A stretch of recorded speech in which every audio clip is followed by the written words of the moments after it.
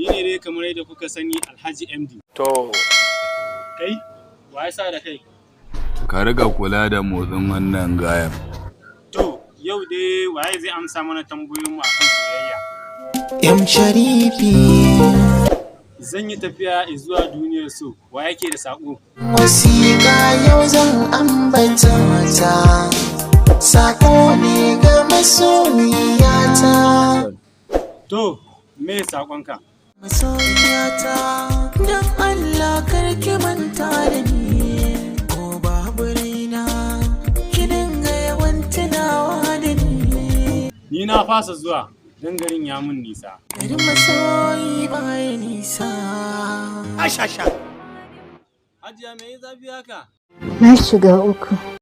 Wace kyauta za ka bayar a kai mata?